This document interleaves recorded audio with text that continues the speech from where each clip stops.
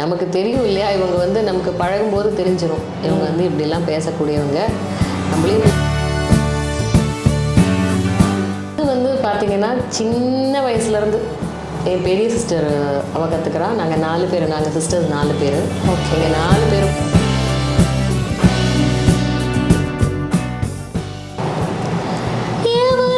சொல்லாமலே பூக்களும் வாசம் வீசுது.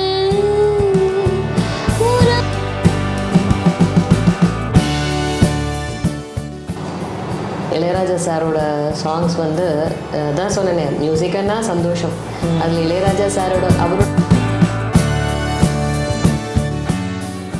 Okay ma'am. ஸோ இப்போ வந்து சிங்கிங்கில் வந்து உங்களுக்கு சிங்கிங் மட்டும்தான் வந்து ஒரே இன்ட்ரெஸ்ட்டா, இல்லை அதையும் தாண்டி உங்களுக்கு வேறு எதாவது இன்ட்ரெஸ்ட்டு, பேஷன், எக்ஸ்ட்ரா டேலண்ட்ஸ் அந்த மாதிரி வேறு எதுவும் இருந்துச்சா மேம்? நான் சைல்டுஹுட் அப்படின்னா பார்த்தா டான்ஸர் தான். நான் சின்ன வயசில் டான்ஸில் தான் நான் கான்சன்ட்ரேட் பண்ணிட்டு இருந்தேன். அதுதான் மெயின் ரீசன்.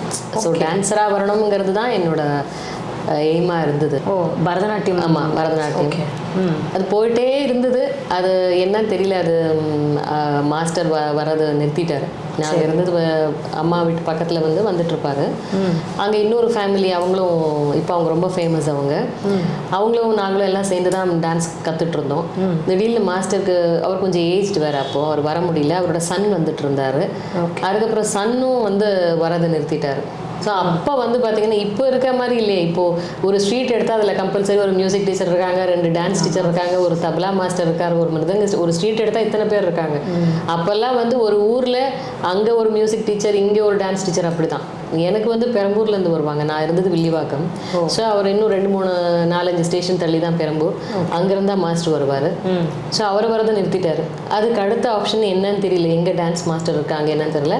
அப்போ நான் கரெக்டாக 10th வந்துட்டேன் நான். ஸோ பப்ளிக் எக்ஸாம் எங்களுக்கு. ஸோ இது முடிட்டோம் பார்க்கலாம் அப்படின்றது. அதுக்கப்புறம் 11th ஆச்சு, 12th ஆச்சு, மாஸ்டர் யாரும் வரல. அப்போ அந்த இன்னொரு ஃபேமிலி சொன்னேன் இல்லையா, அவங்க ரொம்ப பெரிய டான்ஸர். இப்போது அவங்களே கிளாஸ் எடுக்கிறேன்னாங்க.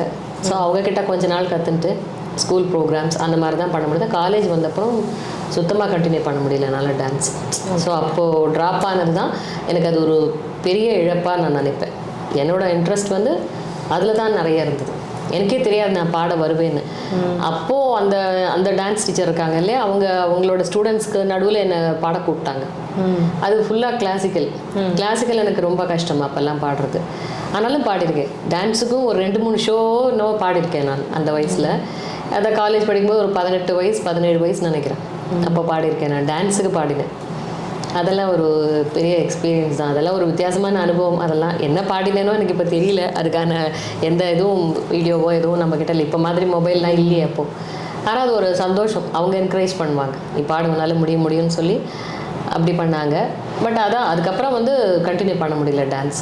ஒருவேளை கண்டினியூ பண்ணியிருந்தா டான்ஸும் கண்டினியூ இருக்கும், ஒரு டான்ஸுக்கு பாடுற மாதிரி ஆயிருப்பேன் நான். ஒரு வேளை அப்படி இருந்திருக்கும். கிளாசிக்கலில் போயிருப்பேன். ஏன்னா அதை இம்ப்ரூவ் பண்ணுறதுக்காக கிளாசிக்கல் போயிருப்பேன். இது நான் இப்படி செலக்ட் பண்ணிட்டேன். என்னோட வாய்ஸ் ரேஞ்சே அப்படி தான் இருந்தது. ஹை நோட்ஸ் தான் எனக்கு கம்ஃபர்டபுளாக இருக்கும் பாடுறதுக்கு. பட் தென் நீங்கள் காலேஜ்க்கு அப்புறம் வந்து சிங்கிங் ஸ்டார்ட் பண்ணிங்களா? அப்போவே நீங்கள் டான்ஸும் மேபி வேறு எங்கேயா ட்ரை பண்ணுறது அந்த மாதிரி? இல்லை, அப்படி பண்ண முடியலையே. ஏன்னா நான் ஃபுல் டைம் ஆஃபீஸ் இருக்கும். ஆஃபீஸ்லேருந்து ஈவினிங் அப்படியே ஷோஸு. அது வந்து பெரிய பேனர் சேர்ந்ததே வந்து ரொம்ப பெரிய பேனரில் சேர்ந்துட்டேன். ஓகே. அது பார்த்தீங்கன்னா மந்த் ஃபுல்லாக ஷோஸ் இருக்கும். நான் முடியலன்னா கூட போகாமல் இருக்க முடியாது. அந்த மாதிரி ஒரு இதுவாகிடுச்சு. அது ஒரு 1.25 வருஷம் அந்த மாதிரி போச்சு. அது அப்புறம் அப்போ வந்து அப்படியே ஃபிக்ஸ் ஆகிடுச்சு, இனிமேல் சிங்கிங் தான் அப்படின்னு. ஸோ அந்த 1 வருஷம் எக்ஸ்பீரியன்ஸில் எனக்கு புரிஞ்சிடுச்சு சிங்கிங்னா என்ன, நம்ம என்னெல்லாம் இம்ப்ரூவ் பண்ணோம் எல்லாமே புரிஞ்சுது. அதுதான் நான் மெயினாக எடுத்துட்டேன். ஸோ நானே எதிர்பார்க்கல, அப்படியே ஆஃபீஸ் ப்ளஸ் சிங்கிங் அப்படி இருந்தது. பட் இப்போ நீங்கள் டான்ஸராக ஆகணுன்றது தான் என்னோட எய்மாக இருந்துச்சுன்னு சொன்னீங்க. ஸோ நீங்கள் டான்ஸ் சூஸ் பண்ணதுக்கான அந்த காரணம் என்ன? அது மேலே ஏன் உங்களுக்கு இன்ட்ரெஸ்ட் வந்துச்சு? அது வந்து பார்த்திங்கன்னா சின்ன வயசுலேருந்து என் பெரிய சிஸ்டர் அவள் கற்றுக்கிறா. நாங்கள் 4 பேர், நாங்கள் சிஸ்டர்ஸ் 4 பேர். ஓகே. எங்கள் 4 பேருக்கும் அம்மா டான்ஸில் போட்டாங்க. ஏன்னா அம்மா மியூசிக் டீச்சர். ஸோ ஆட்டோமேட்டிக்காக எங்களுக்கு மியூசிக் வந்துடும் அப்படிங்கிற ஒரு இதுதான். என்னோட எல்டர் சிஸ்டருக்கு ரொம்ப இன்ட்ரெஸ்ட் டான்ஸு. ஸோ அப்போது டான்ஸ் டீச்சர் வீட்டுக்கு வந்து சொல்லி கொடுத்துட்டு இருந்தாங்க. நாங்கள் வேறு ஊரில் இருந்தோம் அப்போது. அப்படி வந்தது தான். ஸோ அதில் எனக்கு ஈர்ப்பு. ஸோ அக்கா பண்ணுவாங்க, நடுவில் 2 சிஸ்டர்ஸ்க்கு வந்து அவ்வளோ இன்ட்ரெஸ்ட் இல்லை டான்ஸில். ஓகே. எனக்கு வந்தது, எனக்கு இன்ட்ரெஸ்ட் இருந்தது. ஸோ ஃபஸ்ட்டு சிஸ்டரும் நானும் டான்ஸில் தான் இருந்தோம், கற்றுட்டு இருந்தோம். அப்படி வந்த இன்ட்ரெஸ்ட் தான் அது. வந்து யார் தூண்டி விட்டா அப்படிலாம் எனக்கு எதுவுமே ஞாபகம் இல்லை. ஏன்னா நான் எப்படி ஞாபகமே இல்லாத அந்த 6th இயர்லேருந்து நான் கற்றுக்கிறேன் டான்ஸை. 6 or 5 கூட இருக்கும்னு நினைக்கிறேன். பெரிய சிஸ்டர் பண்ணும்போது நான் கூடவே சேர்ந்து பண்ணுவேன் அப்படின்னு தான் அவங்க சொல்லுவாங்க, நீ அதெல்லாம் பண்ணுவேன் அப்படின்ட்டு. அப்படியே கண்டினியூ ஆனதான் ஒரு 8 years இருக்கும். 8th year வரைக்கும் கற்றுக்கிட்டேன் நான். அதுக்கப்புறம் வேறு ஊர் வந்துட்டோம் நாங்கள். அதனால் அவங்கள டான்ஸ் டீச்சருக்கும் ஏஜ்டு அவங்க, ஸோ வர முடியல. அதுக்கப்புறம் சென்னை வந்ததுக்கப்புறம் மறுபடியும் நாங்கள் தேடி தான் நான் இப்போது சொன்ன அந்த மாஸ்டர்கிட்ட சேர்ந்தோம். அவர் வருவார் பெரம்பூர்லேருந்து வந்து வேறு ஒரு ஃபேமிலியில் 3 சிஸ்டர்ஸ் அவங்களுக்கு கற்றுக் கொடுத்துட்டு இருந்த போது எங்கள் வீட்டு பக்கத்தில் அவங்க இருந்தாங்க. ஸோ மறுபடியும் சரி நமக்கு டான்ஸ்க்கு ஒரு வழி கிடச்சிது அப்படின்னு தான் பெரிய சிஸ்டர் தான் ஃபஸ்ட்டு சேர்ந்தாங்க. அப்புறம் அவங்க ஆடுறதை பார்த்து நான் வீட்டில் வந்து பண்ணுவேன். ஸோ அவங்க தான் அம்மாட்ட சொல்லி இவளையும் சேர்த்து விட நல்லாவே பண்ணுறா அப்படின்றனால அப்படி என்னோட அந்த ஃபீல்டு ஸ்டார்ட் ஆச்சு. நான் அப்போது 4th standard என்னவோ, அதுலேருந்து டில் 10th சொல்லலாம். 10th வர வரைக்கும் 10th கட் ஆகிடுச்சு. 9th முடிக்கும் போதே மாஸ்டர் வரதை நிறுத்திட்டாரு. ஸோ அதுக்கப்புறம் அவங்கக்கிட்ட கற்றுனேன். அந்த இன்னொரு ஃபேமிலி இருக்காங்க இல்லையா, அவங்கக்கிட்ட கற்றுனேன். அவங்க வந்து பேர் ஷீலான்ட்டு ரொம்ப பெரிய டான்ஸ் ஸ்கூல் வச்சுருக்காங்க அவங்க. சரி மேம். இப்போது ரீசெண்டாக வந்து பார்த்திங்கன்னா நம்ம இளையராஜா சாரோட அந்த காப்பிரைட் இஷ்யூஸ் வந்து போய்கிட்டு இருக்கு. ஏன்னா நிறைய கான்சர்ட்ஸ் ஸ்டேஜ் ஷோஸ்லலாம் வந்து அவரோட சாங்ஸ் வந்து பாட முடியல. ஸோ அதை பற்றி உங்கள் ஒப்பீனியன் என்ன? நீங்கள் எப்படி ஃபீல் பண்ணுறீங்க அந்த விஷயத்துக்கு? இளையராஜா சாரோட சாங்ஸ் வந்து தான் சொன்னேனே, மியூசிக்கன்னா சந்தோஷம். அதில் இளையராஜா அவரோட கம்போசிங்ஸ்லாம் டிஃப்ரெண்ட்டாக இருக்கும். அவரோட சாங் இல்லைன்னா ஒரு ஷோ எங்களுக்கு நிறையவே இருக்காது. எனக்கெல்லாம் அப்படி தான். அவரோட சாங் ஒரு 10 பாட்டு பாடிட்டா ரொம்ப பெரிய சந்தோஷமாக இருக்கும். ஒரு ஷோவில் 20 பாட்டு இருக்குது, 30 பாட்டு 25 பாட்டு பாடுறோம் அப்படின்னா ஒரு 10 to 15 சாங் நாங்கள் பாடிட்டா அது வந்து ரொம்ப சந்தோஷமாக இருக்கும். ஏன்னா ஒன்று ஒரு கலர்னு சொல்லுவாங்க இந்த ஃபீல்டு. ஒன்று இந்த கலர் அந்த கலர் அப்படிங்கிற மாதிரி அது ஒரு கலர் கொடுக்குது அந்த சாங் அப்படின்வாங்க. அந்த மாதிரி ரொம்ப சந்தோஷமாக இருக்கும் ராஜா சாரோட சாங்கன்னா. அது பாடினா ரொம்ப சந்தோஷமாக இருக்கும். ஐயோ நமக்கு கிடைக்குமா, நம்ம பாடுவோமா. ஏன்னா நான் நிறைய ஓல்டு பாடினதுனால எனக்கு போனால் எனக்கு ஓல்டு கொடுத்துருவாங்க. நான் ரெக்வஸ்ட் பண்ணி கேட்பேன், சார் நான் இளையராஜா சாரும் நான் நிறைய பாடுவேன், நான் தயவு செஞ்சு எனக்கு இந்த ஷோவில் எனக்கு மாற்றி கொடுங்க அப்படின்னு சொல்லி கேட்டுலாம் நான் பாடுவேன். ஸோ அவரோட பாட்டு இல்லைன்னா இந்த யாருமே இல்லைன்னு தான் சொல்லணும். அவ்வளோ பாடல்கள் கொடுத்துருக்காரு. அவரோட பீரியடில் தான் ஜானகி அம்மாவோட வாய்ஸ் எல்லாம் இன்னுமே வந்து பயங்கரமாக புரிய ஆரம்பிச்சதுன்னு சொல்லுவேன் நான் எல்லாருக்குமே. அந்த மாதிரியான ஒரு வாய்ஸ் எஸ்பிபி சார் எல்லாரோட எப்படி சொல்கிறது, இதோட வாசனை வந்து இன்னும் அதிகமாகணும்னா அதை சேர்க்கணும் அப்படின்னு சமையலில் சொல்கிற மாதிரி அவங்களோட அந்த ஒரு எக்ஸ்ட்ரா டேலண்ட் எல்லாமே ராஜா சார் பீரியடில் இன்னுமே நல்லா தெரிஞ்சுது. அது ஒரு கிளாசிக்கல் பேஸ்டாக எம்எஸ்வி சார் பீரியட்ல இருந்தால் கொஞ்சம் லைட் கிளாசிக்கல். நம்ம எப்பயுமே லைட் கிளாசிக்கல் சீக்கிரம் போய் ரீச் ஆகும். ஆமாம், யாரையுமே. ஸோ அந்த மாதிரியான சாரோட பாடல்கள் வந்து இல்லாமல் ஷோவே இல்லை. அதனால் அது அவர் எதுக்காக சொன்னாருங்கிறதுலாம் எனக்கு தெரியல. பாடுவோம், இப்பயும் பாடிட்டு தான் இருக்கோம் எதனா ஷோஸில். அதனால் பாடாமல் இல்லை. அது கொஞ்சம் பெரிய லெவல் இதுவாக இருக்கலாம். அந்த சமயம் அந்த மாதிரி இடங்களில் வேண்டாம் அப்படின்னு சொல்லி பாடணும். நாங்கள் பாடிட்டு தான் இருக்கோம், சில ஷோஸ்லாம் பாடிட்டு தான் இருக்கோம். Okay ma'am. ஸோ நீங்கள் வந்து இளையராஜா சாரோட பிரதர் கங்கைமரன் சார் கூடவும் வந்து நிறைய டிவி சேனல்ஸ் ஷோஸ்லாம் வந்து ஒர்க் பண்ணியிருக்கீங்க. ஸோ அவர் கூட ஒர்க் பண்ண எக்ஸ்பீரியன்ஸ் பற்றி சொல்லுங்கள். அண்ட் அவர் எப்படி மேம்? ஐயோ, ஒரு பெரிய லெஜெண்டுன்னு சொல்லணும்.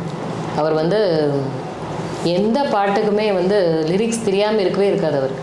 அவருக்கெல்லாம் புக்கு வேண்டாம், ஒன்றுமே வேண்டாம். ஒரு பாட்டு கூட அவர் முன்னாடி தப்பாக பாட முடியாது. அது ஈவன் ஜிகேம்மா பாடினது, அதாவது எம்எஸ்வி சார் பீரியடுக்கு முன்னாடி இருந்த சிங்கர்ஸ்லேருந்து எந்த பாட்டானாலும், ஏன்னா அவங்கெல்லாம் அதெல்லாம் கேட்டு வளர்ந்துருப்பாங்க இல்லையா. ஸோ எந்த பாட்டுமே ஒன்று கூட அவர் முன்னாடி நீங்கள் தப்பாக பாடிடவே முடியாது. கரெக்டாக லிரிக்ஸ் சொல்வார். இது கிடையாதுமா, நல்லா கேளு அப்படின்வார். இல்லைன்னா சொல்லுவார், ஒழுங்காக கேட்கலையே பாட்டை அப்படின்வார். ஸோ பயமாக இருக்கும். ஆனால் அதெல்லாம் நம்ம தெரிஞ்சிருக்க வேண்டிய விஷயம். ஒரு சிங்கர்னால் நமக்கு என்னெல்லாம் குவாலிட்டிஸ் வேணும் அப்படிங்கிறது இந்த மாதிரியான பெரிய பெரிய லெஜெண்ட் கூட நம்ம போய் ஒர்க் பண்ணும்போது தான் நம்மளோட குறைகளெல்லாம் நம்ம திருத்திக்க முடியும். நம்ம நினச்சிப்போம் இந்த பாட்டை டியூன் எடுத்துட்டோம், கரெக்டாக அது போய் பாடினோம். ஆனால் வார்த்தையை நம்ம கவனிச்சிருக்க மாட்டோம். ஒருவேளை நம்ம காதில் வேறு மாதிரி கேட்டிருக்கோம். அதனால் நான் எப்பயுமே டவுட்டன்னா அண்டர்லைன் பண்ணி அந்த ஷோவில் பாட போகிறோம் அந்த பாட்டனை கேட்டுக்கிறது. மேல் சிங்கரையோ இல்லை யாரையாவது, இது உங்களுக்கு எப்படி கேட்டுச்சு என்ன அப்படின்னுட்டு. இப்போ தான் நமக்கு எல்லாமே நெட்டில் கிடைக்குது, டவுன்லோட் பண்ணுறோம். ஆனால் அந்த டவுன்லோட் பண்ணுறதுலேயே நிறைய மிஸ்டேக்ஸ் இருக்குமா, அந்த லிரிக்ஸே மிஸ்டேக் இருக்கும். அதனால் நான் எப்பயுமே ஹெட்ஃபோன் போட்டு நான் ஃபஸ்ட்டு கைப்பட எழுதிட்டு தான் போவேன். அதுலேயே சில டைமில் புரியலன்னாலும் சிங்கர்ஸோ யார்கிட்டயாவது கேட்டு அதை கரெக்ட் பண்ணிட்டு தான் நான் பாடுவேன் எப்பயுமே. அவர்கிட்டலாம் வந்து நீங்கள் ரொம்ப ஃபாஸ்ட்டாக இருக்கணும். கங்கைமரன் சார்கிட்டலாம் கடகடான்னு பாட்டு கேட்பார். அவர் அப்படியே ஒரு பெரிய ஆறு மாதிரி அவர். இது இல்லைன்னா அதுவான்னு கேட்டுகிட்டே போவார். நமக்கு யோசிக்கிறதுக்கே முடியாது, அந்த மாதிரி சாங்ஸ் கேட்பார் அவர்லாம். ஓகே. ரொம்ப அதெல்லாமே ஒவ்வொருத்தரும் ஒரு விதமான ஒரு இதுதான், பயமாக தான் இருக்கும் நமக்கு. ஆனால் பாடி அவங்ககிட்ட ஒரு அப்ரிசியேஷன் வாங்கிட்டா அப்பாடான்னு இருக்கும் நமக்கு. அவருமே அப்ரிஷியேட் பண்ணியிருக்காரு அவரோட ஷோவில். எனக்கு ரொம்ப சந்தோஷம். அவரெல்லாம் மீட் பண்ணது லைஃப்பில் ரொம்ப பெரிய பாக்கியம். அவங்க பக்கத்துலேயே இருந்து பக்கத்தில் உட்காந்து பேசுவார், பிரேக்கில் பேசுவார். அடுத்து என்னம்மா பாடலாம், இதெல்லாம் பாடுவீங்களா நீங்கள்? ஏன்னா ஓல்டுக்காக தான் அவரோட டீமுக்கு நான் போனேன். ஓகே. அப்போ பேசுவார், பக்கத்தில் உட்காந்து பேசுவார். இதெல்லாம் பாடுங்கம்மா, இதெல்லாம் நல்லது பாடினா, இதெல்லாம் தான் நம்ம இப்படிலாம் தான் பாடி இதில் இருக்க நல்லதெல்லாம் சொல்லணும் பப்ளிக்குக்கெல்லாம், அப்படிலாம் சொல்லுவார்.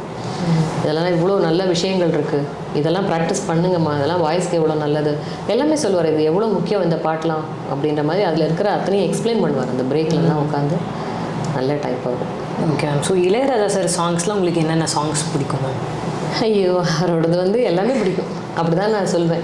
ஏன்னா அது இந்த ஒர்க்கெல்லாம் கவனிச்சிங்கன்னா வித்தியாசமாக இருக்கும். சரணத்தில் ஒரு மாதிரி இருக்கும், திடீர்னு இடம் மாறும். அது என்ன பண்ணியிருக்காரு அப்படிங்கிறதுலாம் வந்து ஒரு நல்ல வெஸ்டர்ன் கற்றுக்கிட்ட ஒரு கீபோர்ட் பிளேயருக்கு சட்டுன்னு புரிஞ்சிடும். நம்ம ஒருவேளை கற்றுன்றதுமானா நமக்கும் புரியலாம். நம்ம ஒரு பாட்டாக கேட்கும்போது நான் வந்து ஃபஸ்ட்டு சிங்கர் எப்படி பாடிருக்காங்க அதை தான் நான் கவனிப்பேன். சில டைமில் நமக்கே பயமாக இருக்கும், ஏன்னா பிஜிஎம் இப்படிலாம் போகுது. ஆனால் என்னன்னா எல்லாத்துலேயுமே ஒரு பெரிய முக்கியமான விஷயம்னா எம்எஸ்வி சாரும் சரி, இளையராஜா சாரும் சரி, அவங்க அந்த பாட்டு முடிஞ்சு ஒரு பல்லவி முடிஞ்சு சரணத்துக்கு நடுவில் சரணத்துக்கு நடுவில் பிஜிஎம் போகுது. அது முடிஞ்சு நம்ம சரணம் எடுக்கணும்னா நம்ம இன்னொருத்தர் எதிர்பார்க்க வேண்டாம், அந்த ஒரு லிங்க் தானாக கிடைக்கும், அது வந்துடும். அந்த ஒரு பெரிய விஷயம் இருக்கும் அதில். அதனால எனக்கு அது நமக்கு வந்து கணக்கு பண்ணுறதோ இல்லை எவ்வளோ நேரம் அது எங்கே வருமோ தெரியலேன்னு முழிக்கிறதோ எதுவுமே இருக்காது. நம்ம அதை கேட்டுட்டு இருக்கும்போது தெரிஞ்சிடும் இந்த இடத்துல சரணம் ஆரம்பிக்க போகுது அப்படின்ற ஒரு இது வந்துடும், அந்த ஒரு லிங்க் கிடைக்கும். அந்த மாதிரி அவரோட நிறைய விஷயங்கள், அவரோட பாடல்களையும் சரி எனக்கு நிறைய பிடிக்கும் அவரோட பாட்டு. அதில் எதை சொல்கிறதுன்னு தெரியல. தென்றல் வந்து தீண்டும் போது அப்படின்னு ஒரு சாங் அவரே பாடியிருப்பார். அவரும் ஜானகியமாக பாடிப்பாங்க, ரொம்ப நல்லாயிருக்கும் அந்த பாட்டு. பின்னாடி பேக்ரவுண்ட் நாங்கள் ஒரு நிறைய கோரஸ், ஹெவி கோரஸ், அது ரொம்ப கஷ்டமாக இருந்தது. அது நாங்கள் ஸ்டேஜில் ஒரு தடவை பாடினோம். ஒரு 50 சிங்கர்ஸ் பாடின ஒரு ஷோ. 25 மேல் அண்ட் 25 ஃபீமேல் சேர்ந்து ஒரு ஷோ ஒருத்தர் பண்ணாங்க. அதில் நாங்கள் அந்த கோரஸ் எடுக்கும்போது தான் தெரிஞ்சது இது எப்படி பாடினாங்க ரெக்கார்டிங்லங்கிறது வந்து ரொம்ப பிரமிப்பாக இருந்தது. அவ்வளோ கஷ்டமாக இருந்தது. ஏன்னா அது லேயர் மாதிரி போயிட்டே இருக்கும், ஒன்னோட ஓவர்லேப் பண்ணி போயிட்டே இருக்கும். எது முடியுது, எந்த லேயர் நம்ம பாடணும், எதனா ஒரு புரியணும்ல நமக்கு, அது புரியறதுக்கே ரொம்ப கஷ்டமாக இருந்தது. அவ்வளோ டஃப் கம்போசிங்லாம் அவர் நிறைய அந்த கோரஸ்க்கு நிறைய இம்பார்ட்டன்ஸ் கொடுத்துருக்காரு. ஸோ அந்த பாட்டு ரொம்ப பிரமிப்பாக இருக்கும். பிஜிஎம்லாம் கேட்கும்போது எல்லாமே நல்லாயிருக்கும். அந்த மூவியில் அந்த சாங்க்கு என்னவோ அது நமக்கே புரியும். அதை பார்க்கும்போது அவ்வளோ கலர்ஃபுல்லாக நிறைய கலர்ஸ்லாம் சேர்த்து ரேவதி மேமும் நாசர் சாரும் ஆக்ட் பண்ணியிருப்பாங்க. அதில் ரேவதி மேமுக்கு கண்ணு தெரியாது. ஸோ அந்த கண்ணு தெரியாத லேடி அவ்வளோ கலர்ஸை வந்து அனுபவிக்கிற மாதிரியான ஒரு சீன்ஸ்லாம் வரும். அதாவது கண்ணு இருக்கிற மாதிரி இருந்தால் நம்ம எப்படி கலர்ஃபுல்லாக ஒரு இடத்த பார்க்கும்போது எப்படி என்ஜாய் பண்ணுவோம். இப்போ ஊட்டியோ கொடைக்கானலோ போனால் அந்த க்ரீனாக பார்க்கும்போது எவ்வளோ ஹாப்பியாக இருக்குமோ அந்த மாதிரி ஒரு கான்செப்ட் மாதிரி இருக்கும். ரொம்ப நல்லாயிருக்கும் ஆனால் அந்த பாட்டு கேட்கும்போது.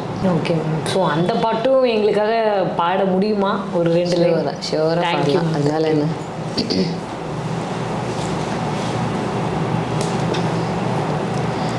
எவரும் சொல்லாமலே பூக்களும் வாசம் வீசுது, உறவும் இல்லாமலே இருமனம் ஏதோ பேசுது, எவரும் சொல்லாமலே கோயிலெல்லாம் தேனா பாடுது, எதுவும் இல்லாமலே மனசெல்லாம் இனிப்பா இனிக்குது, ஓட நீரோட இந்த உலகம் அது போல ஓடும், அது ஓடும் இந்த காலம் அது போல நிலையா நில்லாது நினைவில் வரும் நேரங்களே, தென்றல் வந்து தீண்டும் போது என்ன வண்ணமோ மனசுல, திங்கள் வந்து காயும் போது என்ன வண்ணமோ நினப்புல வந்து வந்து போகுதம்மா எண்ணமெல்லாம் வண்ணமம்மா எண்ணங்களுக்கேத்தபடி வண்ணமெல்லாம் மாறுமம்மா உண்மையம்மா உள்ளத நானும் சொன்னேன் பொன்னம்மா சின்ன கண்ணே. Super ma'am. நிறைய பேர் வந்து உங்களை நீங்கள் பாடும்போது ஜானகி மேம் மாதிரி இருக்குன்னு சொன்னாங்கன்னு வந்து நீங்கள் சொன்னீங்க. உண்மையாகவே எனக்கே அப்படி தான் ஃபீல் ஆகுது. ரொம்ப சூப்பராக பாடுறீங்க மேம். ரொம்ப தேங்க்ஸ். ரொம்ப ரொம்ப ரொம்ப தேங்க்ஸ். Okay ma'am. நீங்கள் வந்து டிவோஷ்னல் ஆல்பம்ஸ்லாம் கூட நிறைய பாடியிருக்கீங்க அப்படின்னு கேள்விப்பட்டோம். ஸோ எத்தனை சாங்ஸ் வந்து பாடியிருக்கீங்க அண்ட் எந்த கடவுளுக்கு பாடியிருக்கீங்க மேம் நீங்கள்? நான் வந்து நிறைய கிறிஸ்டியன் டிவோஷனல்ஸ் நிறைய பாடிருக்கேன். ஓகே. நம்மளோட அம்பாள் மேலே வந்து பாலா திரிபுர சுந்தரின்னு சொல்லிட்டு அம்பாள், அவங்க மேலே நான் குறைஞ்சது ஒரு 400 to 500 சாங் இருக்கும். கண்டிப்பாக 400 இருக்கும். அவ்வளோ பாடியிருக்கேன். அண்ட் வெளியில் நிறைய இதே மாதிரி அம்மன் மேலே மற்ற கடவுள்கள் மேலெல்லாம் வந்து நம்ம ஹிந்து கடவுள்கள் இருக்காங்க இல்லையா, அவங்க எல்லாம் மேலேயும் அதெல்லாமே ஒரு 100 சாங்ஸ் இருக்கும். அது மாதிரி இருக்கும். நிறைய பாடிருக்கேன். டிவோஷனல்ஸ் வந்து நிறைய பாடிருக்கேன். அதில் எனக்கு சொல்கிறதுக்கு முடியல. ஏன்னா நிறைய வந்து சிடிஸ் கிடச்சது, சிலது எங்களுக்கு கிடைக்கல. ஆனால் பாடியிருப்போம், அது தெரியும். அந்த மாதிரி எப்படின்னா ஒரு மொத்தமாக சேர்த்திங்கன்னா நீங்கள் இன்க்ளூடிங் கோரஸ் அப்படி பார்த்தீங்கன்னா எப்படி ஒரு 800-900 சாங்ஸ் இருக்கும் இன்க்ளூடிங் கோரஸ். ஏன்னா எம்எஸ்வி சார் பீரியடில் நிறைய கோரஸ் பாடிருக்கேன், நிறைய பாடல்களுக்கு. ஸோ அதெல்லாமும் சேர்த்து நிறைய இடங்கள்ல பாடிட்டு தான் இருக்கும் இப்போவுமே. ஓகே. ஸோ அது பாட்டுக்கு அப்படியே போயிட்டே தான் இருக்கும். Okay ma'am. ஸோ நீங்கள் வந்து இந்த ஒரு மியூசிக் டைரக்டர் கூட ஒரு ப்ராஜெக்டாச்சும் ஒர்க் பண்ணிடணுண்டா அப்படின்னு யாராச்சும் நீங்கள் நினச்சிருக்கீங்களா உங்கள் மைண்டில்? நான் கண்டிப்பாக இப்போ எம்எஸ்வி சாருக்கு ஒரு பாட்டுன்னா அவருக்கு நம்ம பாடணும் அப்படின்ற ஒரு இது இருந்தது. அப்போல்லாம் என்னென்னா, ஐயோ நம்ம இப்போ தானே பாட வந்திருக்கோம், அதுக்குள்ளே எப்படி ஒரு வாய்ப்பு கொடுப்பாரு அப்படின்ற ஒரு தாட்டு தான் இருந்தது. ஆனால் அவரோட ஷோஸில் எல்லாத்துலேயும் அந்த பொண்ணை கூப்பிடுங்கன்னு சொல்வார் அப்படின்வாங்க. அப்போது தோணும், சார் நம்ம கேட்டு தான் பார்த்துருவோமே அப்படின்னு. அந்த மாதிரிலாம் ஒரு எல்லா விதமான. ஸோ அவரோட பாட்டு ஒன்றாலும் நம்ம பாடியிருக்கணுன்ற ஒரு ஆசை உண்டு. இப்போது ராஜா சார்கிட்ட தோணும், இவர் கூட நம்ம ஒரு பாட்டைன்னா அட்லீஸ்ட் ஸ்டேஜ்லேயாவது அவர் பாடின ஒரு பாட்டை அவரோட சேர்ந்து பாடணும் அப்படிங்கிற ஒரு ஆசை ரொம்ப இருக்கும். பார்ப்போம். Okay ma'am. இப்போது கரண்ட்டாக வந்து பார்த்திங்கன்னா நிறைய மேரேஜஸ்லாம் வந்து அந்த டிஜே சிஸ்டம்ன்றது வந்து கொண்டு வந்துட்டாங்க. ஸோ இதனால் இப்போ முன்னாடி அந்த காலத்துலலாம் வந்து மேரேஜஸில் வந்து ஆர்கெஸ்ட்ரா, கல்யாண கச்சேரி இதெல்லாம் தான் போயிட்டு இருந்துச்சு. பட் இப்போ அது கம்ப்ளீட்டாக வந்து டிஜே சிஸ்டமாக மாறிடுச்சு. அதை பற்றின உங்களோட ஒப்பீனியன் என்ன மேம்? அது டிஜேங்கிறது வந்து என்னை பொறுத்த வரைக்கும் நானுமே என்கரேஜ் பண்ண விரும்பலை. இது ஒருவேளை அதை கண்டக்ட் பண்ணுறவங்க யாராவது பார்த்தா கூட தயவு செஞ்சு தப்பாக எடுத்துக்காதீங்க. ஏன்னா இப்போ ஒரு ஆர்கெஸ்ட்ரான்னு எடுத்திங்கன்னா குறைஞ்சது 5 இன்ஸ்ட்ருமெண்ட்டாவது இருக்கும் மினிமம் பட்ஜெட்டு. ஒரு 5 இன்ஸ்ட்ருமெண்ட் கூட எல்லாம் பாட முடியாது. ஒரு 3 சிங்கர் இருப்பாங்க, ஒரு ஆடியோ பர்சன்னா அவர் கூட இன்னொரு அசிஸ்டண்ட். ஸோ மொத்தமாக ஒரு 10 பேருக்கு அன்றைக்கி ஒரு லைஃப் கிடைக்குது ஒரு மினிமம் பட்ஜெட்டில். இல்லை கரோக்கி அது பண்ணுறாங்க சிலர், அது எடுத்திங்கன்னா கூட ஒரு ஆடியோ பர்சன், அவரோட அசிஸ்டண்ட்டு, ஒரு 4 சிங்கர், ஒரு 5லேருந்து 6 பேருக்கான லைஃப் ஒரு நாளில். ரொம்ப மினிமம் பட்ஜெட்டுன்னா கூட. பட் டிஜேங்கிறது வந்து ஒரே ஒரு ஆள், அவருக்கு வந்து மியூசிக் நாலேஜ் இருக்கணுன்ற அவசியம் இல்லை. இருந்தால் சந்தோஷம், இருக்கணுன்ற அவசியம் இல்லை. இதுதான் நான் கேள்விப்பட்டது. ஏன்னா நான் பார்த்தீங்கன்னா அவங்க ப்ளே பண்ணி விட்டுறாங்க, இவங்க எல்லாம் டான்ஸ் பண்ணுறாங்க கல்யாண வீட்டில். ஓகே, அது நம்ம சந்தோஷமாக இருக்க வேண்டிய சமயம் அது. அதனால அது ஓகே, பார்ட்டி புக் பண்ணுறவங்க அப்படி தான் எதிர்பார்ப்பாங்க. ஆனால் என்ன ஆகுதுன்னா, ஒரே ஒரு ஆள் அவர் மட்டும் அன்றைக்கி ஏர்ன் பண்ணிட்டு போகிறார். ஆனால் அவர் பாட மாட்டார், கண்டிப்பாக பாட மாட்டார், எந்த இன்ஸ்ட்ருமெண்ட்டும் ப்ளே பண்ண மாட்டார். ஜஸ்ட்டு ஆல்ரெடி பாடியிருக்க பாட்டை, இப்போ ஆல்ரெடி பாடின பாட்டை தான் நாங்களும் பாடுறோம், அது நான் தப்பு சொல்லலை. பட் அன்றைக்கி போயிட்டு 5 பேர் வாசிக்கிறாங்க, நாங்கள் எங்கள் குரலில் பாடுறோம், அது உழைப்பு தானே, எங்களோட உழைப்பு தான் இல்லையா. இப்போ இன்னொருத்தர் பாடின பாட்டை நாங்களும் உழைச்சி தான் பண்ணுறோம். ஸோ அந்த உழைப்புக்கான ஒரு ஊதியம் அன்றைக்கி கிடைக்கும். ஆனால் இவர் கட் அண்ட் பேஸ்ட் மெத்தட் தான். எல்லா பாட்டையும் அவங்க எப்படி அந்த பாட்டு எப்படி கேட்குறாங்களோ டான்ஸ் பண்ணுறதுக்கு வசதியும் அந்த மாதிரி அவங்க பண்ணுறாங்க அப்படிங்கிறது தான் வந்து நாங்கள் பார்த்தது. ஸோ இதில் என்னென்னா எவ்வளோ பேர் மியூசிஷியன்ஸோட லைஃப் போகுது. அதனால் நடுவில் இது வந்து ஒரு பெரிய இஷ்யூவாக எடுத்து சிங்கர்ஸ் அசோசியேஷனில் பேசி அதெல்லாம் கூட வந்து பண்ணாங்க, என்கரேஜ் பண்ணாதீங்க அப்படின்னு சொல்லிட்டு ஹால்க்கெல்லாம் ஏதோ லெட்டர் கொடுத்தாங்க. அதெல்லாமும் நடந்தது. பட் அது மீறியும் போயிட்டு தான் இருக்குது. அதனால் வந்து நான் வந்து அதை அக்செப்ட் பண்ண முடியல. என்னோட மனசாட்சிப்படி என்னால் டிஜே அக்செப்ட் பண்ண முடியல. எல்லாருமே, நான் மாத்திரம் இல்லை, நான் எல்லா சிங்கர்ஸ் பிளேயர்ஸோட சார்பாக தான் நான் இதை சொல்கிறேன். ஏன்னா ஒரு நாளில் ஒரு 5 பேரோ இல்லை 10 பேரோ பழைக்கிறதுக்கும் ஒரே ஒரு ஆள் எதையுமே செய்யாமல் பழைக்கிறதுக்கும், அவர் சொல்லுவார் நானும் தானே கட் அண்ட் பேஸ்ட் பண்ணி இந்த வேலைலாம் நான் பண்ணுறேன்ல. கரெக்ட், ஒரு தடவை பண்ணிட்டா ஒரு பார்ட்டிக்கு அதே இன்னொரு இடத்துல கூட யூஸ் பண்ண முடியும். ஸோ ஒரு தடவை பண்ணதை 2 தடவை 3 தடவை பண்ணி சம்பாதிக்கிறதுக்கும், நாங்கள் ஒவ்வொரு ஷோலையும் விதவிதமாக பாடின்னு இருக்கோம்ல, எல்லாம் தானே இருக்குது. அதுதான் சொல்லுவோம், அது வேறு ஒன்றும் இல்லை. டிஜே வந்து என்கரேஜ் பண்ண வேண்டாம் அப்படின்ற மாதிரி தான் எங்கள் மியூசிஷியன்ஸ் அசோசியேஷனில் டிசைட் பண்ணது. Okay ma'am. இப்போ வந்து மீடியா ஃபீல்டில் வந்து ஜென்ரலாக அந்த நெப்போட்டிசமாக இருக்கட்டும், பாலிடிக்ஸாக இருக்கட்டும், இதெல்லாம் வந்து ரொம்பவுமே யூஸ்வலான ஒரு விஷயம் தான். பட் நீங்கள் இந்த 27 இயர்ஸ் உங்கள் கெரியர் ஜேர்னியில் வந்து இந்த மாதிரி எதுவும் ஃபேஸ் பண்ணியிருக்கீங்களா? அதை நீங்கள் எப்படி ஹேண்டில் பண்ணீங்க? எல்லாமே நம்ம எடுத்துக்கிறதுல தான் இருக்குது. ஃபஸ்ட்டு நம்மளோட குறைகள் நமக்கு தெரியும். ஆமாம், தெரியணும். ஆக்சுவலாக இப்போ நம்ம இம்ப்ரூவ் பண்ணணும் நம்மளை லைஃப்லன்னா நம்மளோட குறைகள் நமக்கு தெரியணும். தெரிஞ்சுக்கிட்டு அதை மாற்றுறதுக்கு என்ன வழின்னு கண்டுபிடிக்கணும். கண்டுபிடிச்சி அதை ட்ரை பண்ணிக்கிட்டே இருக்கணும். அதை தான் நான் பண்ணிகிட்ருக்கேன். இது நடுவில் எத்தனையோ அவமானங்கள் எனக்கு தெரியும், சந்திச்சிருக்கேன். பேசியிருக்காங்க, அதாவது என் கால்பட பேசியிருக்காங்க, அப்புறம் யார் மூலமாவதும் வரும். ஆனால் இன்னொன்று, நான் இது வரைக்கும் நான் அதிகமாக யார் கூட ரொம்ப அரட்டெல்லாம் அடிச்சுட்டு இருக்க மாட்டேன். ஒரு ஷோ போனால் நான் எப்பயுமே அன்றைக்கி கொடுத்த அந்த லிஸ்ட்டை ப்ராக்டிஸ் பண்ணுறது, ஹெட்ஃபோன் போட்டு கேட்டுட்ருக்கிறது, பாடுற வரைக்கும் எதான சங்கதி வரலன்னா அதை மறுபடியும் பாடி பார்க்குறது, இப்படி தான் என்னோடய லைஃப் ஸ்டைல். ஸோ அதை தான் நான் பண்ணிகிட்டே இருப்பேன். நான் முதல்ல சொன்ன மாதிரி அந்த பிரேக்லேயோ இல்லைன்னா ஆஃப்டர் த ஷோவோ தான், இல்லைன்னா ஷோ ஆரம்பிக்கிறதுக்கு முன்னாடி எப்படி இருக்கீங்க, என்ன குழந்தைங்க என்ன பண்ணுறாங்க, எப்படி போகுது, இவ்வளோ தான், அதோட முடிஞ்சிடும். மற்றபடி இன்னொரு சிங்கரை பற்றி காசிப் பேசுறதோ இன்னொரு பிளேயரை பற்றி பேசுறதோ எனக்கு சுத்தமாக பிடிக்காது. யாரை பற்றியுமே நெகட்டிவாக பேசுறது எனக்கு பிடிக்காது. அதனால் நான் அதில் இன்வால்வே ஆகலை. ஆனால் எந்த ஃபீல்டில் உங்களுக்கு இந்த மாதிரி இல்லைன்னு சொல்ல வரீங்க? எல்லா இடத்துலையும் இருக்குது. ஒருத்தர் முன்னுக்கு வராங்கன்னா அவங்கள எப்படி அமுக்கலாம், அவங்க வராமல் இருக்க என்ன பண்ணலாம். ஸோ இப்படி இருக்கிறவங்க இருந்துகிட்டே இருப்பாங்க. அப்படி அதையும் மீறி நம்ம வந்து வரத்துக்கு என்ன வழி, அதை தான் பார்க்கணும். அவங்க வேலையை செய்கிறாங்க, நம்ம வேலையை செய்யணும். ஸோ எப்பயுமே வந்து ஒருத்தர் வந்து உங்களை எதிர்க்க தான் உங்களுக்கு வந்து அதுவே கூட நீங்கள் இன்ஸ்பிரேஷனாக எடுத்துக்கலாம் இல்லையா? ஸோ அதே இன்ஸ்பிரேஷனாக வச்சு நான் வந்து காட்டுறேன், நான் வரேன் அப்படின்ட்டு நீங்கள் எஃபர்ட்ஸ் போட்டுக்கிட்டே தான் இருக்கணும். அதில் எவ்வளோ முடியுதோ அவ்வளோதான். அதுக்கு மேலே நம்ம கையில் கிடையாது. ஆனால் நம்ம விடாமல் முயற்சி பண்ணிகிட்டே இருந்தோம்னா அதுக்கான பலன் கிடைக்கும். அதனால் இன்னொருத்தர் காசிப்ஸ் பேசலாம், எத்தனையோ பேசலாம், நெகட்டிவாக பேசலாம், இவங்க சரியில்லை என்னன்னா பேசிட்டு போங்க, அவ்வளோதான். அது என்னோடய வேலை இல்லை. கஷ்டமாக தான் இருக்கும். இனிஷியலாக நான் ரொம்பவே ஃபீல் பண்ணியிருக்கேன். பயம் வந்துடும், காம்ப்ளெக்ஸ் ஆகிடும், நம்ம சரியாக பாடல, அதனால தான் அவங்க சொன்னாங்க, நம்ம இந்த வேலையை சரியாக, அந்த மாதிரி தான் நமக்கு தாட் வரும். ஒருத்தர் பேசும்போது அதை நம்ம ரிசீவ் பண்ணும்போது நமக்கு தோணும். அது இனிஷியலாக. அப்புறம் தோணுச்சு, சரி நீங்கள் பண்ணுங்கள், நான் பாட்டுக்கு நான் என்னோட ஒர்க்கை என்னவோ நான் அதை பெருசாக உள் வாங்கிக்கலை. அது வாங்கிட்டா கஷ்டம் தான், யாருமே முன்னுக்கு வரதும் கஷ்டம் தான். Okay ma'am. இப்போது கரெக்டாக வந்து நிறைய சிங்கர்ஸ் வந்து ஃபீல்டுக்குள்ளே வராங்க, ஒரு ஆல்பம் பாடுறாங்க, அதுக்கப்புறம் அவங்க காணாமலே போயிடுறாங்க. ஸோ அதுக்கான ரீசன் என்னன்னு நீங்கள் நினைக்கிறீங்க மேம்? அவங்கள சரியாக பயன்படுத்தலையும் தான் நான் நினைப்பேன். ஓகே. ஏன்னா ஒரு பெரிய இடத்துல இளையராஜா சாருக்கு ஒருத்தர் பாடியிருக்கலாம், அதுக்கப்புறம் அவங்க காணாமல் போயிருக்கலாம். அதுக்கப்புறம் ரஹ்மான் சார் இருக்கார், அப்புறம் எத்தனை music directors, Bharadwaj sir, Vidyasagar சார்னு எவ்வளோ பேர் வந்தாங்க. ஸோ யாருமே, நீங்கள் யாரை சொல்கிறீங்கிறது எனக்கு தெரியல, பட் ஜென்ரலாக நீங்கள் கேட்குறீங்க. ஸோ சிங்கர்ஸ் அப்படி வந்துட்டு போனாங்க அப்படின்னா அது அவங்களுக்கே தெரிஞ்சிருக்கும். ஏன் நம்மளுக்கு ஃபர்தராக அவங்களுக்கும் அவங்களோட குறைகள் ஏதாவது தெரிஞ்சிருக்கும் இல்லையா? ஸோ அதுக்கான ஒர்க் அவங்க பண்ணிட்டு தான் இருப்பாங்க. நீங்கள் கவனிச்சு பாருங்கள், முதல்ல வந்து பாடியிருக்காரு ஹரிஹரன் சார்ன்றாங்க, நமக்கு தெரியல. பட் ரொம்ப நாள் கழிச்சு மறுபடியும் வந்தார் அவர், ரஹ்மான் சார் பீரியடில் வந்தார்.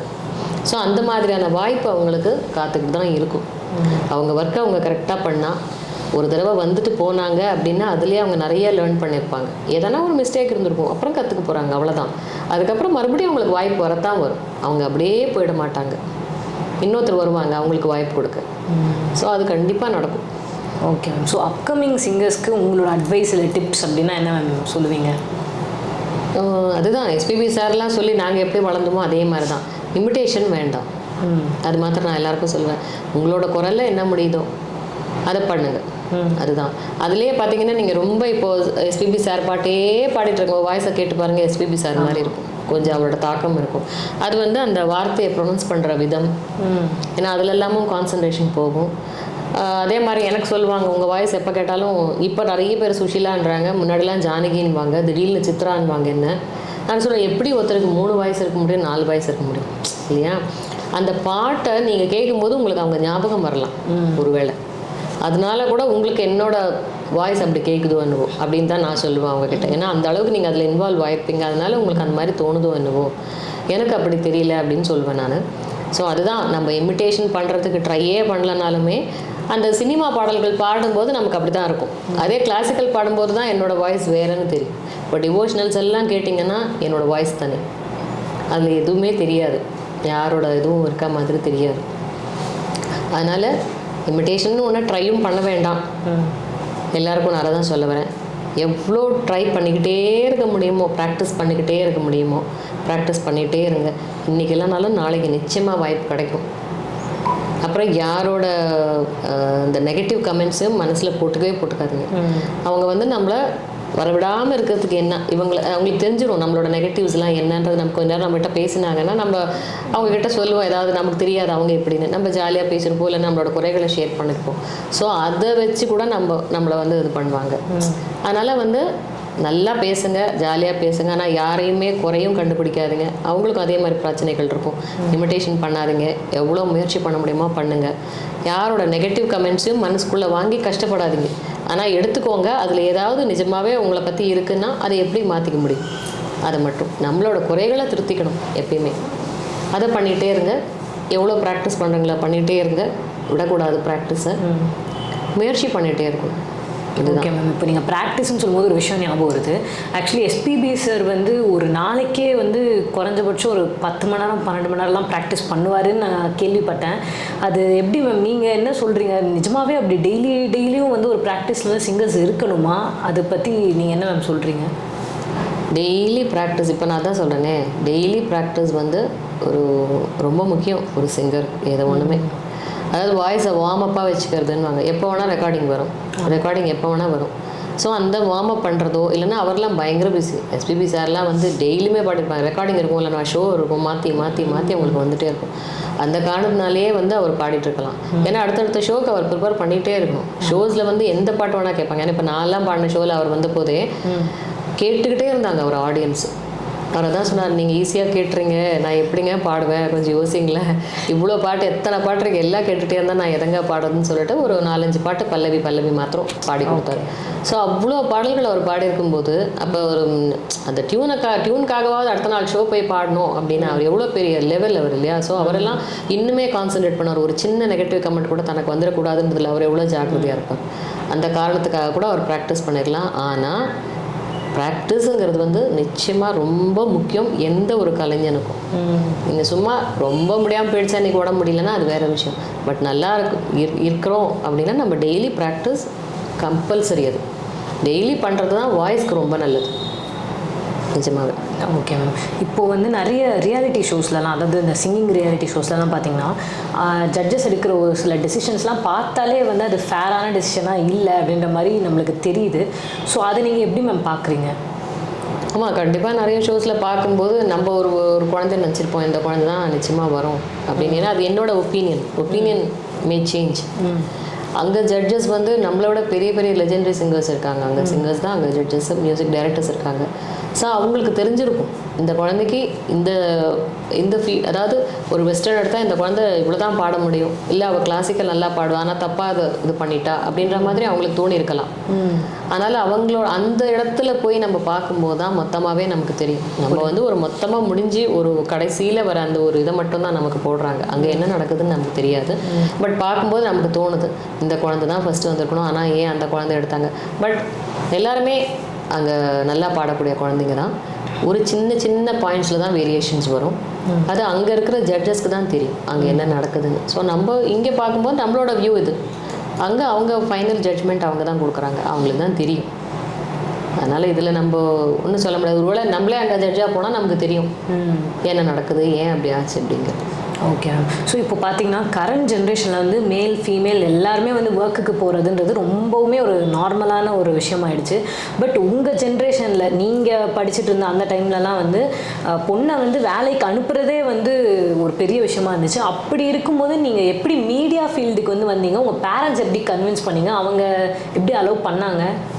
இல்லை, அதுதான் அதுக்கு வந்து ஒரு முக்கியமான விஷயம். என் அம்மா மியூசிக் டீச்சர். அம்மா மியூசிக் லைனில் இருந்தது தான் எனக்கு ஒரு பெரிய அட்வான்டேஜ்னே சொல்வேன். அம்மா மியூசிக் லைனில் இருந்தாங்க, பட் இருந்தாலும் அப்பா வந்து லைக் பண்ணலை. அப்பா வந்து அதுவும் நாங்கள் 4 பேரும் லேடிஸ் அப்படிங்கிறதுனால லேடிஸ்லாம் ஸ்டேஜ்லாம் ஏறக்கூடாது, அதெல்லாம் நமக்கெல்லாம் செட் ஆகாது அப்படின்ற மாதிரி ஃபீல் பண்ணக்கூடிய ஒரு அப்பா. இல்லை ஸ்கூலில் போய் நீ மியூசிக் கற்றுக்கோ, டீச்சராக ஒர்க் பண்ணு, இல்லை வீட்டில் கிளாஸ் எடு, அப்படி தான். ஆனால் ஸ்டேஜுக்கு போகிறதெல்லாம் வந்து நமக்கெல்லாம் செட் ஆகாது, அதனால் கூடாதுன்னு ரொம்ப எதிர்த்தவர் தான் அப்பா. அப்பாவுக்கு பிடிக்கல. பட் அம்மா தான் என்கரேஜ் பண்ணாங்க. நானும் தானே பாட்டு கிளாஸ் எடுக்கிறேன், நானும் தானே ஒரு மியூசிக் டீச்சர், இது அடுத்த ஸ்டேஜ். நான் வந்து ஒரு 4 செவத்துக்குள்ள, அதாவது இப்படியே ஆகிடுச்சு, ஸ்கூலுன்னு போயிட்டேன் நான். அவள் வந்து கொஞ்சம் வேறு, அது கூட என்ன டிவோஷனல்ஸ் பாடலாம், கீர்த்தனை கிருதிகள் பாடலாம், அதான் கிளாசிக்கல் பாடலாம், சினிமா வேண்டாம், அப்படி தான் அப்பா சொல்லுவார். ஓகே. பட் அப்போது அந்த டைமில் அம்மா கொஞ்சம் புரிஞ்சுக்கிட்டாங்க. ஏன்னா என்னோட ஒரு 2-3 ஷோ வந்தபோது எல்லாம் எவ்வளோ லேடிஸ் பாடுறாங்க இல்லையா. ஸோ அம்மா வந்து எப்பயுமே என்கரேஜ் பண்ணுவாங்க. எங்கள் அம்மா வந்து என்கரேஜ் தான் பண்ணாங்க. வேண்டாம் அப்படின்னு சொல்ல, நீ போ பாடு, நான் பார்த்துக்கிறேன், அப்பாட்ட நான் பேசிக்கிறேன்னு. அப்படி தான். எனக்கும் எதிர்ப்பு இருந்தது, கண்டிப்பாக இருந்தது. அதுக்கப்புறம் உங்கள் அப்பா ஏதாச்சும் ஒரு ஸ்டேஜில் வந்து ஓகே சப்போர்ட் பண்ணலாம் அப்படின்னு சேஞ்ச் ஆனாரா, இல்லை அப்படியே தான் ஆனார்? எப்படின்னா சப்போர்ட்டுன்னு ஒரு ஈகோ இருக்கும்ல அவருக்குள்ள, அவர் சொன்னதை நான் கேட்கல அப்படிங்கிறத வந்து மனசுக்குள்ளே வச்சுட்டே இருந்தார். ஆனால் அம்மா சொல்லி தான் எனக்கு தெரியும். டிவி ஷோஸ் நான் பாடும்போது எதிர் வீட்டு பக்கத்து வீட்டுலாம் சொல்லுவாங்களாம், இந்த இத்தனை மணிக்கு ஷோவில் என் பொண்ணு வரா, பாருங்கள் பாருங்கள் அப்படின்ட்டு. அப்புறம் அவங்களோட ஆஃபீஸ் ஃப்ரெண்ட்ஸ் வரும்போது சொல்கிறது என்னென்னா, டான்ஸ் சொல்லி கொடுங்க, நல்ல ஃபிசிக்கல் எக்ஸசைஸ் இருக்கும் உங்கள் டாட்டருக்கு முக்கியமாக, பையனுக்கு வந்து கூட கிடையாது, டாட்டர்ஸை சொல்லுவார். ஃபிசிக்கல் எக்ஸசைஸ் இருக்கும், பாட வைங்க வாய்ஸ், இப்போ என் பொண்ணுலாம் பாடுறா அப்படின்னு அவங்கக்கிட்ட சொல்லுவாராம். ஓகே. ஆனால் அந்த நேராக வந்து என்கிட்ட அக்செப்ட் பண்ண மாட்டார். அந்த மாதிரி தான் இருந்தார். ஏன்னா அவர் சொன்னதை கேட்டுக்கல அப்படின்னு. அதுக்கப்புறம் ஒரு லெவலில் நான் டிவிலலாம் வரேன்னும் போது ஒரு சந்தோஷம், ஒரு கான்ஃபிடென்ஸ் அவருக்கும் வந்தது. இருந்தாலும் அதை வந்து நேராக வந்து அவரால் அக்செப்ட் பண்ண முடியல. அம்மா தான் அதை பார்த்துட்டு சொன்னாங்க. ஏன்னா நான் ஆஃபீஸ் போயிடுவேன், இந்த மாதிரி பாரு அவங்க ஃப்ரெண்ட்ஸோட பசங்களை என்கரேஜ் பண்ணுறாரு, அவங்களுக்கெல்லாம் சொல்கிறாரு, என் பொண்ணு டிவியில் வராருன்னு பக்கத்து வீட்டிலலாம் சொல்கிறாரு, பாருங்கள் எத்தனை மணிக்கு வரான்னு. ஸோ அவருக்குமே பிடிச்சிருக்கு நீ பாடுறது, ஆனால் நேரம் ஒத்துக்க முடியல அப்படின்னு சொல்லுவாங்க. Okay ma'am. ஸோ உங்கள் ஃபேமிலி வந்து உங்களுக்கு எவ்வளோ சப்போர்ட் மேம் இந்த ஒரு விஷயத்தில்? எல்லாருமே சப்போர்ட் பண்ணாங்க. அதாவது அப்பா மட்டும் எதுவும் ஒத்துக்கலை. ஆனால் பிரதர்லேருந்து, எனக்கு அப்புறம் ஒரு பிரதர் இருக்கார், அவர், என் சிஸ்டர்ஸு எல்லாருமே, அம்மா முதல் கொண்டு எல்லாருக்குமே பிடிக்கும் என்னோட சிங்கிங். ஆஃப்டர் மேரேஜ் வந்து என்னோட ஹஸ்பண்ட் வந்து அக்செப்ட் பண்ணிக்கிட்டார், நீ பாடு. ஏன்னா அவருக்கும் பாடணுன்ற இன்ட்ரெஸ்ட் இருந்தது. பட் பாட முடியல, அவர் ஃபுல்லாக ஜாபில் இருந்ததுனால, நான் பாடல, நீயாவது பாடு அப்படி தான் சொன்னார் என்கிட்ட. ஸோ அப்படி தான் அந்த சப்போர்ட்டில் ஆஃப்டர் மேரேஜ் என் லைஃப் போயிட்டுருக்கு உண்மையில். அண்ட் இன்லாஸுமே, மதர் இன்லாக்கு வந்து பாட்டு ரொம்ப பிடிக்கும். ஓகே. அவங்களுமே ஆரம்பத்தில் என்னோடய ஷோஸ்க்கெல்லாம் கூட வருவாங்க. அவங்க 2 பேரும் என்னோடய டாட்டரை பார்த்துக்கிட்டதுனால தான் நான் அதுக்கப்புறம் கண்டினியூ பண்ண முடிஞ்சது. குழந்தைங்கள அவங்க பார்த்துக்கிறதுக்கு வீட்டில் இருந்ததுனால தானே நான் ஈவினிங்ஸ் என்னோடது வந்து என்ன சொல்கிறது, ஒரு ஆஃபீஸ் நம்ம டெய்லி போகிறோம், கம்பல்சரி ஃபுல் டே இருக்கோம்னா எந்த அப்படி இல்லை. வீக்லி த்ரைஸ் ஆர் ஒரு 4 days, ஒரு 4 times தான் எனக்கு வந்து ஷோஸ் இருக்கும். ஆனால் இன் பிட்வீன் ரெக்கார்டிங்ஸ் வந்துடும். ஆனால் ப்ராக்டிஸ் இருக்குது. ஒரு ஷோ போகிறதுனால எனக்கு ப்ராக்டிஸ் கம்பல்சரி வேணும். அந்த மாதிரி இருந்தது. இருந்தாலுமே நம்ம வீட்டு வேலையெல்லாம் முடிச்சுட்டு நம்ம ப்ராக்டிஸ் பண்ணுறோம், ஈவினிங் வெளியில் போகிறோன்னா அந்த டைமில் யாராவது குழந்தைய பார்த்துக்கிட்டு தானே நான் போக முடியும். ஸோ அவங்களோட ஹெல்ப்பும் இருந்தது எனக்கு ஆஃப்டர் மேரேஜ். அவங்களும் பார்த்துக்கிட்டதுனால நல்லாவே போச்சு என்னோடய ஃபீல்டு.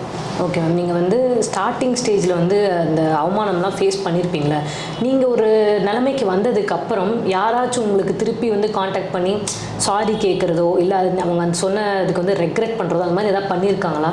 இல்லை, அதெல்லாம் எப்படி செய்வேன், நமக்கு தெரியும் இல்லையா. இவங்க வந்து நமக்கு பழகும்போது தெரிஞ்சிடும், இவங்க வந்து இப்படிலாம் பேசக்கூடியவங்க, நம்மளே பேசியிருப்பாங்கன்ற ஒரு தாட்டும் நமக்கு வரும். ஏன்னா அவங்க மற்றவங்களை நம்மக்கிட்ட பேசும்போது தோணும், ஓகே இப்போ நம்மளே அவங்க சொல்லியிருப்பாங்கன்னு. சில சமயங்களில் நானே ரிசீவ் பண்ணியிருப்பேன், அவங்க இப்படி பேசினாங்க அப்படின்ட்டு. யார்கிட்டையுமே நான் எந்த சாரியும் எதிர்பார்க்கல. புரிஞ்சுக்கோங்க, அவ்வளோதான் நான் சொல்ல வருது. நீங்கள் வந்து ஒரு மாதிரி வந்துட்டீங்க பெரிய லெவல்லாம், இன்னொருத்தர் எவ்வளவோ கஷ்டப்பட்டு, ஒருத்தர் ஈஸியாக வந்திருக்கலாம், ஒருத்தர் ரொம்ப கஷ்டப்பட்டு தான் வருவாங்க. ஒருத்தர் எவ்வளோ கஷ்டப்பட்டாலும் நிறைய டேலண்ட்ஸ் இருக்கும், ஆப்பர்ச்சுனிட்டி இருக்காது. அதுக்கெல்லாம் என்ன பண்ண முடியும், அதெல்லாம் வந்து லக்கா எப்படி சொல்கிறதுன்னு தெரியல. ஸோ அதனால் வந்து நம்ம ஒருத்தரை மட்டமாக பேசுறதுல என்ன வரப்போகுது, அவ்வளோதான். புரிஞ்சுட்டு இருப்பாங்கன்னு நான் நம்புகிறேன், அவ்வளோதான். Okay ma'am. ஸோ இன்டர்வியூட கடைசி செஷனுக்கு நம்ம வந்துட்டோம். ஸோ இன்டர்வியூ முடிக்கிறதுக்கு முன்னாடி ஃபைனலாக உங்கள் வாய்ஸில் ஒரு பாட்டு, உங்களுக்கு பிடிச்ச எந்த பாட்டாக இருந்தாலும் நீங்கள் ஃபைனலாக எங்களுக்காக ஒரே ஒரு சாங் மேம். எங்கள் சைட்லேருந்து ஒரு பெரிய ரெக்வெஸ்ட். சுஷீலா அம்மா பாட்டு பாடிட்டேன். எனக்கு பிடிச்ச சிங்கர்ஸ் 3 பேர், நிறைய பேர் இருக்காங்க, அதில் இந்த 3 பேர் முக்கியம். ஸோ சுஷீலா அம்மா அது பாடிட்டேன், ஜானகி அம்மா சாங்கும் பாடிட்டேன், ஸோ இப்போது சித்ராம்மா பாட்டு பாடலான்னு இருக்கேன். சூப்பர் மேம், தாராளமாக பாடுங்க.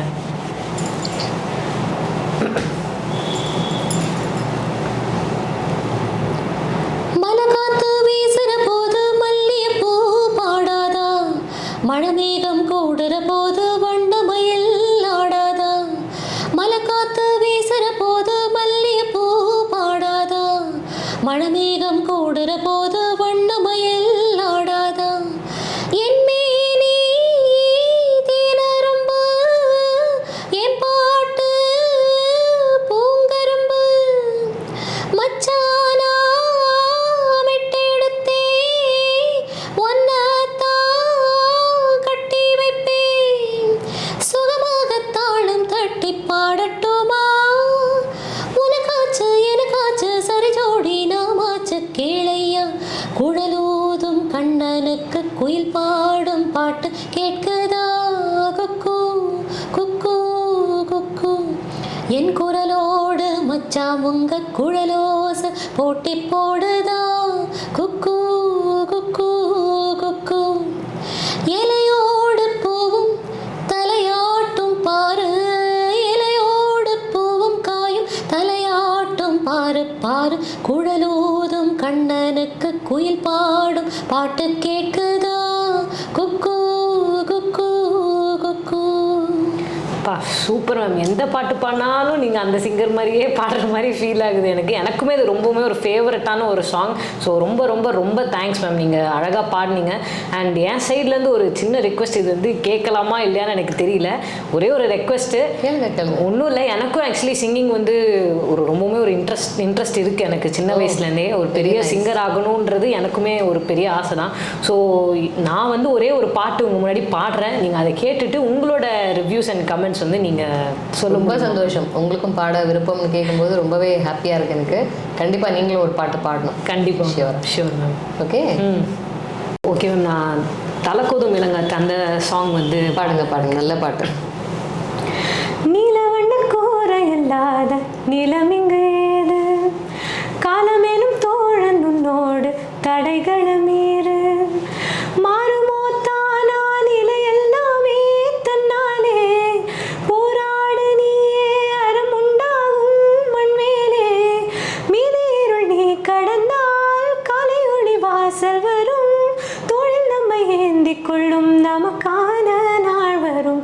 தலக்கோதும் இளங்காத்து செய்தி கொண்டு வரும், மரமாகும் விதையெல்லாம் வாழ சொல்லித்தரும். கலங்காத கலங்காத நீயும் நெஞ்சுக்குள்ள, இருளாத விடியாத நாளும் இங்கு இல்லை. ரொம்ப பக்கம்தான் நிழல் நிற்குதே நிற்குதே, உன்னை நம்பி நீ முன்ன போகையில பாதை உண்டாகும். நிற்காம முன்னேறு, கண்ணோரோ என் கண்ணீரு.